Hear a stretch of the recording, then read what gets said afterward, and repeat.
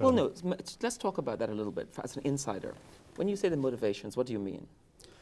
Well, let me give you an example of sort of disruption that gets ugly. One investment that I was looking at when I was at Aureus Capital as part of a healthcare fund was the first indigenous syringe manufacturing company in East Africa, in Kenya.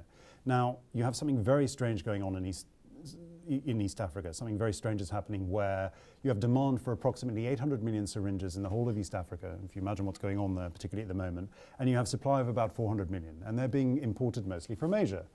They're being imported at about $2 a syringe, and they're being sold in some cases all the way up to $16 a syringe. Someone somewhere is making a lot of money, and I think we can all guess who. You know, these are people in government and so on and so forth.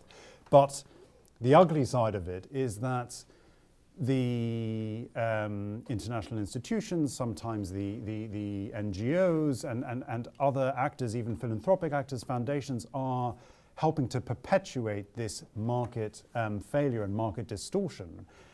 And being frank with everyone in the room, I think one of the unfortunate... And everyone in the public space, I apologize who's viewing us. I think one of the unfortunate conclusions that we came to is that particularly in the case of some of these more sensitive sectors like healthcare, and often less, if you like, impactful ones, often telecoms is a good example, in some cases financial services, I wonder, having had this experience, the extent to which some of these sectorally orientated funds, how far they can go.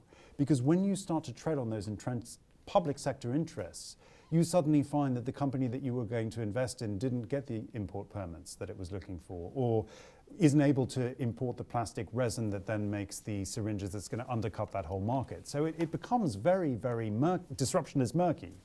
And just to flesh that out, because they are players who are making a profit perhaps internally.